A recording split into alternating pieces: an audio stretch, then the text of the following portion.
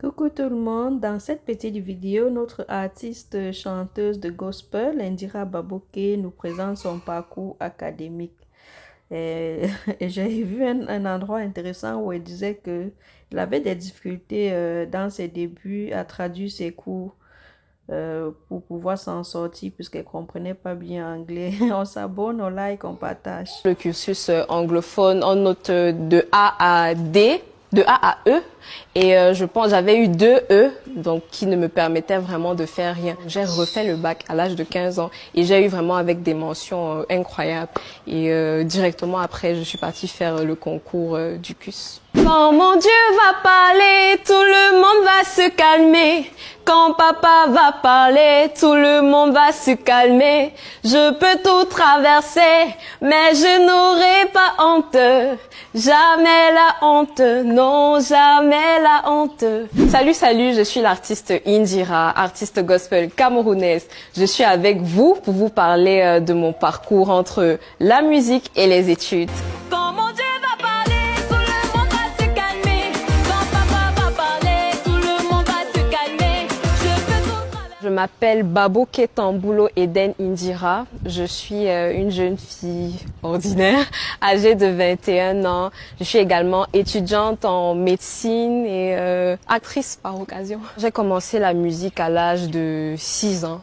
Comme j'ai l'habitude de le dire, la décision, elle n'est pas venue de moi, elle est venue de ma maman, elle-même qui était chantre à l'église.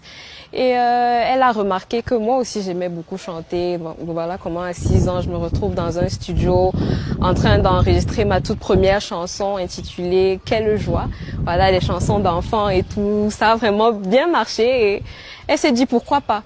Et c'est vraiment à l'âge de 13 ans que j'ai commencé à comprendre tout ce qui se passait tout autour de moi. J'ai commencé à comprendre que ma musique pouvait réellement toucher des gens. Et c'est même à cet âge-là que je me suis baptisée et j'ai décidé de continuer avec cette voie-là. Depuis que je suis née jusqu'aujourd'hui, je n'ai jamais vu le Seigneur oublier quelqu'un et appelle son nom. Il est là, oh, quand tu as besoin de lui. Là, on a fini de parler de musique et dès le départ, je vous ai dit que j'étais étudiante en 6e année de médecine. Donc voilà, on va un peu parler de ma vie, de ce côté médical là, parce que je porte beaucoup de casquettes et les gens se demandent comment est-ce possible. Alors, venez avec moi. Bon, là, il s'agit juste de quelques cahiers parce que je veux pas vous montrer tous mes livres, j'en ai tellement depuis première année.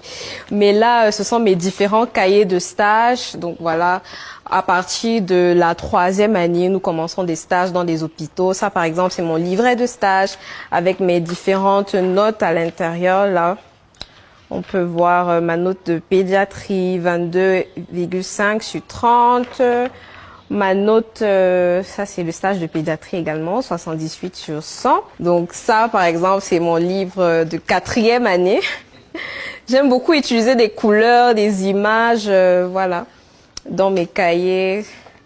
Donc 4e année, j'aime vraiment... Et comment cette passion te vient d'être médecin? En fait, je pense que c'est quelque chose que j'ai eu envie de faire depuis toute petite.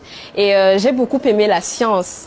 J'ai fait la section anglophone, donc ma matière préférée c'était la biologie, ce qui était comme un propulseur de cette idée déjà qui trottait dans ma tête. C'était lors de la mort de ma grand-mère. Elle est morte le jour de mon anniversaire d'un AVC. Le tout premier cours qu'on a eu à la fac, c'était le cours d'anatomie.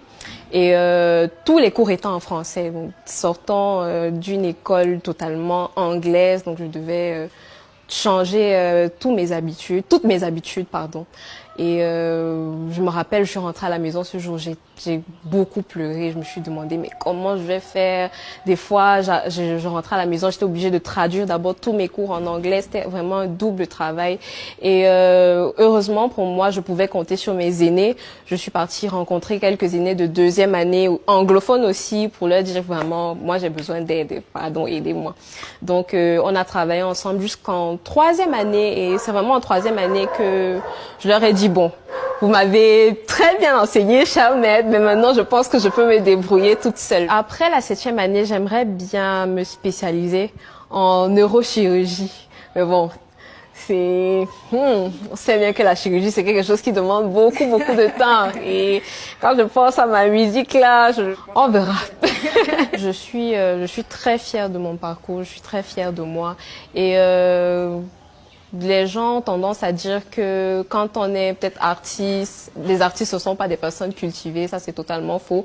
Ou alors dire que les médecins, ce sont des gens qui n'ont pas de vice, là c'est totalement faux. Je vous assure que j'ai eu à travailler avec des maîtres qui chantent même dans des cabarets et vraiment, ce sont mes modèles dans la médecine et même dans la musique.